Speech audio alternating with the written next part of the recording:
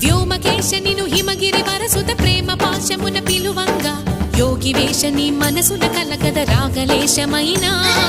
హే మహేశని భయద పదాహతి దైత్య